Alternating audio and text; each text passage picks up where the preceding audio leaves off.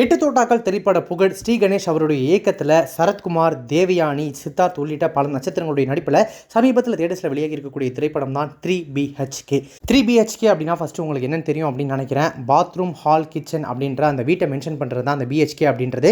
3BHK அப்படின்னா அந்த 3 room இருக்கக்கூடிய ஒரு வீட்டை தான் அப்படி சொல்லுவாங்க. அதுதான் இந்த பட தலைப்பினுடைய விளக்கம். சரி, ஓகே, படமாக அந்த திரைப்படம் எப்படி இருக்குது அப்படின்னு பார்த்தீங்கன்னா, முதல்ல படத்தினுடைய கதை. சென்னையில் ஒரு லோடு கம்பெனியில் கணக்கராக பணிபுரியக்கூடிய வாசுதேவன் தன்னுடைய மனைவி சாந்தி, மகன் பிரபு, மகள் ஆர்த்தி ஆகியோரோட வாடகை வீட்டில் வாழ்ந்துட்டு வந்துட்டு இருக்காரு.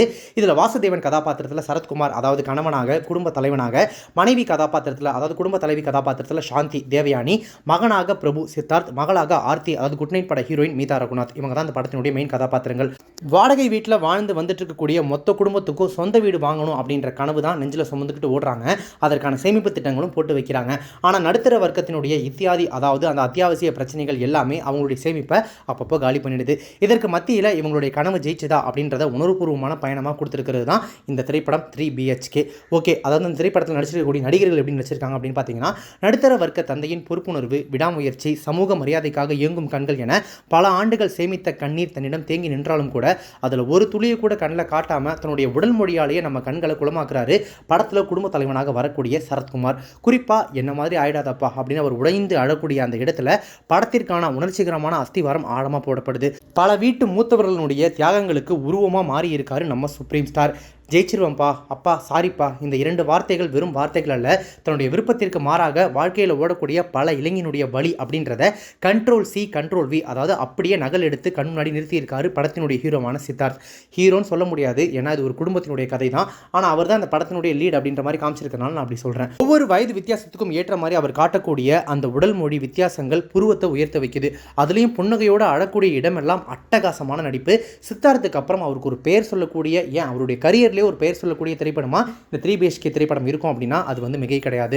தந்தை மகன்களுக்கு டிராவிட் தோனி ரெஃபரன்ஸ் அப்படின்னா மீதா ரகுநாத்தின் நடிப்புக்கு ஸ்மிருதி மந்தனாவை தான் ரெஃபரன்ஸாக சொல்லணும். வாடகை வீட்டோட சுவர்களில் அடிக்கவே கூடாது அப்படின்னு சொல்லப்படும் ஆணிகளை எல்லாம் அவங்க மேலே அடிக்கப்பட்டாலும் சிரிப்போட தாங்கிக் கொள்ளக்கூடிய கதாபாத்திரத்தில் அவங்க நடிப்பால் அடிச்சிருக்கிறது எல்லாமே செஞ்சரி தான். முதல் பாதியில் சிறிது நேரமே வந்து காணாமல் போனாலும் இரண்டாவது பாதியில் படத்தினுடைய முக்கியமான சுவராக விளங்குறாங்க சைத்ராஜே, அதாவது சித்தார்த்துடைய ஜோடியாக வரக்கூடியவங்க. அந்த ஐஸ்கிரீம் மணி அடிக்கக்கூடிய காட்சியில் சித்தார்த்துக்கும் இவருக்குமான காதல் கெமிஸ்ட்ரி பார்க்குறவங்களாம் அப்படியே உருக வைக்குது. சாந்தியாக குடும்ப தலைவி கதாபாத்திரத்தில் தேவயானி கொடுக்கப்பட்ட பணியை சிறப்பாக செஞ்சிருக்காங்க. குட்டி கேமியோவில் யோகி பாபுவும் கலகலன்னு அவருடைய சீன் வரது பார்க்கறதுக்கு நல்லாவே இருக்கு.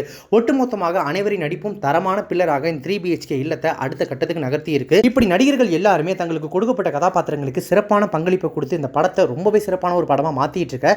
தொழில்நுட்ப ரீதியாக, அதை டெக்னிக்கல் ஆஸ்பெக்ட்ல இந்த திரைப்படம் எப்படி எடுக்கப்பட்டிருக்கு அப்படின்னு பார்த்தீங்கன்னா, வாடகை வீட்டினுடைய குறுகிய சுவர்கள் முதல் கனவு வீட்டின் விசாலமான கற்பனைகள் வரை ஊடுருவி இருக்கு. தினேஷ் மற்றும் சித்தின் இவங்க கூட்டணியினுடைய ஒளிப்பதிவு வெவ்வேறு காலகட்டங்களுக்கு பொருந்தும் ஒளி உணர்வை கச்சிதமாக பொருத்தியிருக்காங்க.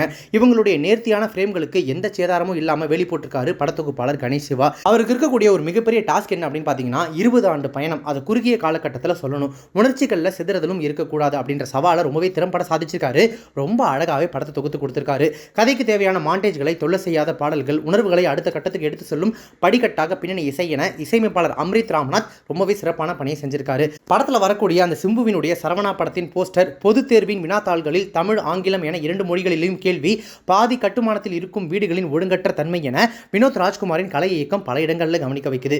வீடு என்பது செங்கற்களும் சிமெண்ட்டும் மட்டுமல்ல, அதில் வாழக்கூடிய மனிதர்களின் பந்தமும் அன்பும் தான் என்பதை ஒரு மிடில் கிளாஸ் கனவோடு கலந்து பேசியிருக்காரு படத்தினுடைய இயக்குனர் ஸ்ரீ கணேஷ்.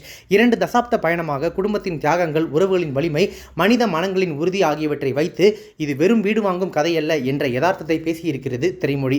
கல்வி கட்டணம், மருத்துவ செலவு, திருமணம் போன்ற சூழல்கள் ஒவ்வொரு நடுத்தர குடும்பத்தின் கதையையும் பிரதிபலிக்கிறதுனால ஒவ்வொருவரும் தங்களை அந்த இடத்துல பொருத்தி பார்க்க முடியுது.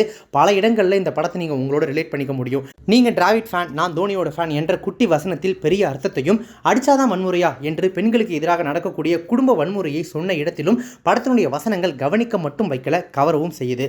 பெரும்பாலும் ஆண்மைய பார்வையில் கதை சென்றாலும் ஆர்த்தி உடைக்கும் கண்ணாடி பாட்டில் அந்த எண்ணத்தையும் சேர்த்தே உடைக்குது. படம் முழுக்க யதார்த்தமாக நகரக்கூடிய காட்சிகள் இறுதியில் மீண்டும் படித்து மெக்கானிக் மெக்கானிக்கல் இன்ஜினியர் ஆகுறாரு அப்படின்ற காட்சி ஆசை நிறைவேற்றமாக இருந்தாலும் கூட கொஞ்சம் லாஜிக் மீறலே. சொந்த வீடு கட்டுறது பல பேருக்கும் கனவு தான் அப்படின்றதுனாலுமே கூட சில பேர் அதை கட்டவே முடியாத சூழ்நிலையில் வாழ்ந்துட்டு இருக்காங்க. அவங்கள மாதிரி ஆட்கள் படம் பார்க்கும்போது சொந்த வீடு இருந்தால் தான் மரியாதை, அதுதான் உண்மையும் கூட. ஆனால் அந்த போதனையை படம் முழுக்க சொல்லிட்டே வரதை தவிர்த்திருக்கலாம். அது கொஞ்சம் நெருடலாக இருந்துச்சு. மொத்தத்தில் இந்த 3BHK திரைப்படம் எப்படி இருக்குது அப்படின்னு கேட்டிங்கன்னா, தேர்ந்த நடிப்பு, தொழில்நுட்ப ரீதியாக சிறந்த ஆக்கம், யதார்த்தமான திரைக்கதை என நம்மை சிறப்பாக வரவேற்கும் இந்த வாசுதேவன் அண்ட் ஃபேமிலியின் இல்லத்திற்கு நிச்சயம் நீங்கள் திரை விருந்துக்கு போகலாம். அந்த வீட்டினர் உங்களை கண்டிப்பாக அதிருப்திப்படுத்த மாட்டாங்க. திருப்தியாக ஒரு நல்ல படம் பார்த்த ஃபீலை இந்த திரைப்படம் உங்களுக்கு கொடுக்கும். இந்த திரைப்படம் தேட்டரில் போயிட்டு பார்க்குற அளவுக்கு ஒர்த்தா அப்படின்னு கேட்டிங்கன்னா, கண்டிப்பாக குடும்பத்தோடு நீங்கள் தேட்டரில் போயிட்டு பார்க்குற அளவுக்கு ரொம்பவே ஒர்த்தியான ஒரு மூவி தான். ஒரு சில இடங்களில் படம் ஸ்லோவாக போகிற மாதிரி உங்களுக்கு ஃபீல் ஆகலாம். ஆனால் நம்ம குடும்பத்தினுடைய கதையை நீங்கள் எடுத்து வச்சு படமாக பார்த்தீங்க அப்படின்னா ஸ்லோவாக போகிறதுல எந்த ஆச்சரியமும் கிடையாது இல்லையா? அதே போல் பல மிடில் கிளாஸ் குடும்பங்கள், பல மிடில் கிளாஸ் இளைஞர்கள், தந்தைகள் இந்த படத்தை பார்க்கும்போது பல இடங்களில் கண்கலங்கிறதுக்கான வாய்ப்புகள் நிறைய இருக்குது. ஏன்னா நான் ஆல்ரெடி ரிவ்யூவில் ஒரு இடத்துல மென்ஷன் பண்ண மாதிரி பல இடங்களில் உங்களை நீங்கள் முன்னிறுத்தி பார்ப்பீங்க, நீங்களே அங்கே நிற்கிற மாதிரி ஃபீல் பண்ணுவீங்க. அந்த மாதிரியான ஒரு நேர்த்தியான ரொம்ப இயல்பான ஒரு கதையை தான் ஸ்ரீ கணேஷ் ப்ரெசென்ட் பண்ணியிருக்காரு. தேட்டரில் போயிட்டு பார்க்குற அளவுக்கு ரொம்ப ரொம்ப ஒர்த்தபிளான ஒரு மூவி தான் அப்படின்னு நான் சொல்லுவேன். நீங்கள் 3BHK திரைப்படத்தை பார்த்துட்டீங்க அப்படின்னா படத்தை பற்றி உங்களுடைய கருத்துக்கள் என்ன, ரிவ்யூ என்ன அப்படின்றத கமெண்ட்ஸில் மென்ஷன் பண்ணுங்கள். இப்போ இந்த ரிவ்யூ உங்களுக்கு ரொம்ப பிடிச்சிருந்துச்சுன்னா லைக் பண்ணுங்கள், ஷேர் பண்ணுங்கள். நம்ம சேனல் இது வரைக்கும் சப்ஸ்கிரைப் பண்ணாதவங்க யாராவது ரிவ்யூ பார்த்துருக்கீங்க அப்படின்னா மறக்காம உடனே இப்போவே நம்ம சேனலுக்கு சப்ஸ்கிரைப் பண்ணிட்டு பக்கத்தில் நோட்டிஃபிகேஷன் பெல் பட்டனை மறக்காம டிங்கு நினைத்திருங்க.